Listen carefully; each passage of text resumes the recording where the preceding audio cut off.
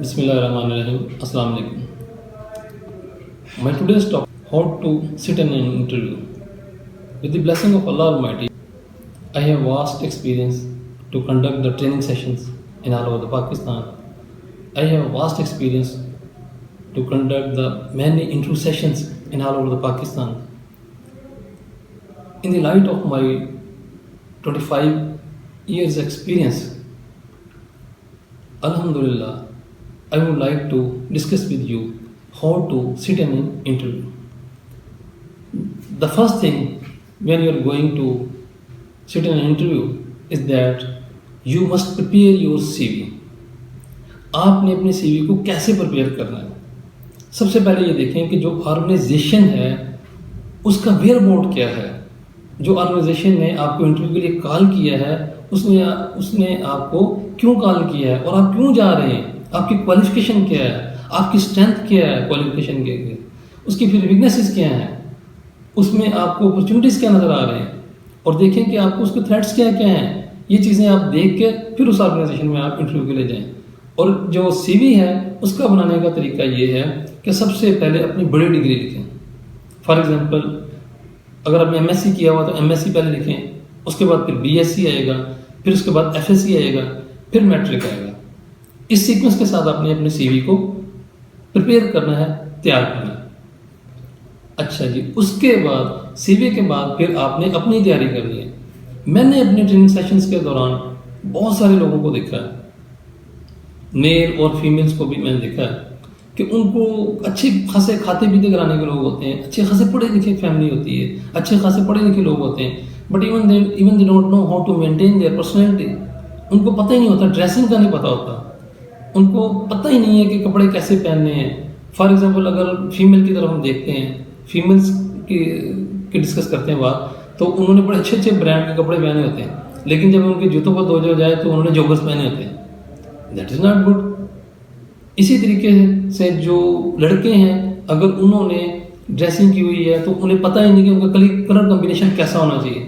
बड़े बड़े चेक वाली पैंट शर्ट पहनी होती है, यार ये कुछ ही बात तो नहीं है। हमेशा अच्छी ड्रेसिंग करें, प्रोफेशनल ड्रेसिंग करें। प्रोफेशनल ड्रेसिंग में हमेशा लाइट कलर पहने या डार्क पहने, लेकिन उसकी अच्छी कलेक्शन होनी चाहिए। आपकी जो टाई है वो हमेशा विजिबल होनी चाहिए, और आपने कंघी करके जाना है, अच्छा परफ्यूम लगा के जाना है।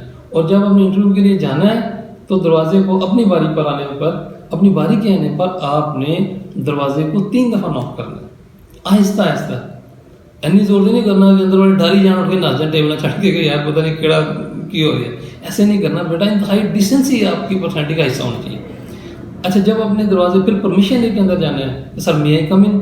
जब आपको परमिशन इजाज़त मिल जाए तो फिर आप अंदर जाके बैठें, और देखना है कि जो खाली कुर्सी उस पर जाके बैठना है।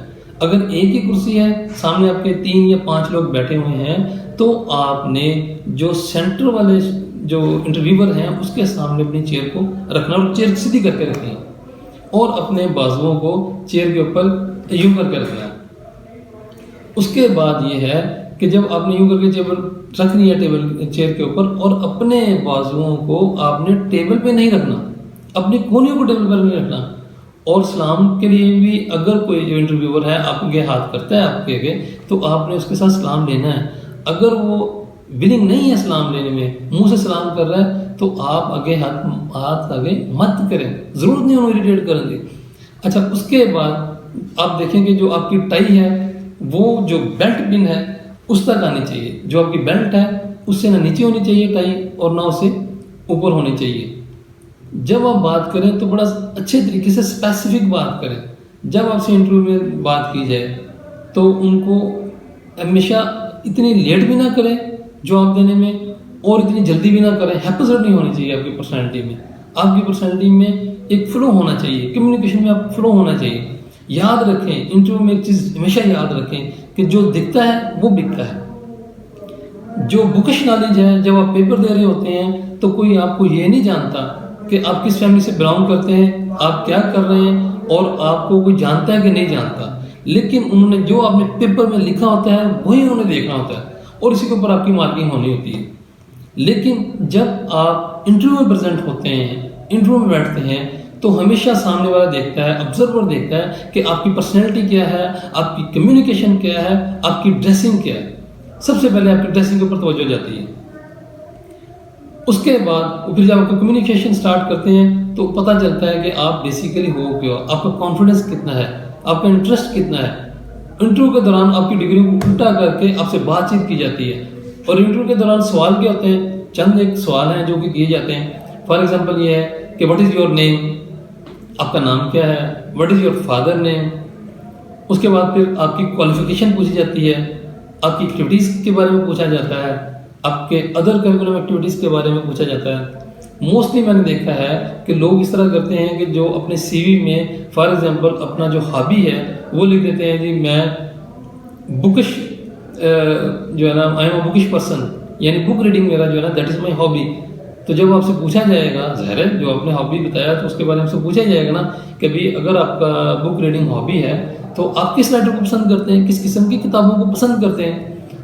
तो अगर आपको उन सवालों के जवाब आ गए, फॉर एग्जांपल ये कि मैं कहता हूँ कि जी मुझे बुक रीडिंग मेरा शौक है, मेरा हॉबी है, तो इंटरव्यू पूछते हैं कि हाँ भी बेटा आप बुक रीडिंग करते हो तो किस किस्म की बुक पढ़ते हो और किस किस को जानते हो पाकिस्तान में जो अच्छे बुक रीडर हैं, जो राइटर हैं। तो आप कहते हो जी मैं अशफाक अहमद साहब को जानता हूँ, मैं वासिफ अली वासिफ को पढ़ता हूँ, मैं मीर साहब को पढ़ा है मैंने, नसीम मुजाहिद को, व्हाटएवर जो भी। तो आपसे पूछा जाएगा अच्छा यार उनकी कोई जो मशहूर किताबें हैं उनके बारे में बता दो। तो अगर आपको उनका नहीं पता होगा तो that will be a great embarrassment for you as well, it is not good. आपने हमेशा बेटा इंटरव्यू में वो बात लिखनी है, वो बात करनी है जो सही साबित हो, आपने रॉन्ग कम्युनिकेशन नहीं करनी। अच्छा, इसके अलावा आपसे जो बात की जाए हमेशा कम्युनिकेशन में आपने विन विन सिचुएशन रखनी है, ज़्यादा ओवर नहीं होना, ओवर क्लेवर नहीं होना। और दूसरा ये है कि उससे इतना धीमा भी नहीं होना कि वो बंदा इरिटेट हो जाए, आपकी बात ही ना सुने, उसको समझ ही ना आ रही हो। फॉर एग्जांपल अगर कोई आपसे सवाल करता है इंटरव्यूअर कि if you are living in the Lahore and where is Shahdara, वो शादरे का आपसे एड्रेस पूछता है तो तुम उन्होंने जो कि इस्लामाबाद है बोला, इस्लामाबाद से फिर मोटरवे की सैर कराते हुए, मोटरवे की तारीफें करते हुए, मोटरवे की सैर कराते हुए फिर आप कालाशाह का उसको उतारें और लाहौर शादरा उतार दें कि जी ए शादरा है, दैट इज़ नॉट गुड। इस तरीके से वो अच्छी कम्युनिकेशन नहीं कहलाती। वो बंदा फिर इरिटेट हो जाएगा कि यार इसकी तो बात ही नहीं है, इसको समझ ही नहीं है, इसका दिमाग ही नहीं काम करता।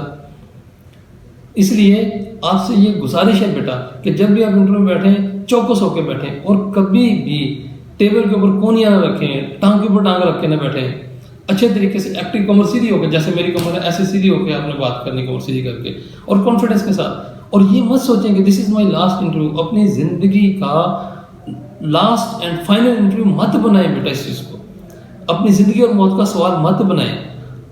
आप कहें कि अगर ये इंटरव्यू पास हो गया दैट इज़ गुड, अगर नहीं पास हुआ तो नो प्रॉब्लम, फिर अगले इंटरव्यू में। लेकिन एक चीज़ याद रखें कि जो भी आपने इंटरव्यू देना है उससे कुछ ना कुछ टेक होम मैसेज आपने ज़रूर लेकर जाना है। ये नहीं कि आप हाथ चढ़ के तुझे आ गए जनाब की इंटरव्यू देता, गल खत्म हुई, पास हो गए ठीक है नहीं, या अगर इंटरव्यू की कार नहीं, इंटरव्यू फेल हो गए तो आप इतना ज़्यादा डिप्रेशन में चले गए, ये भी बुरी बात है।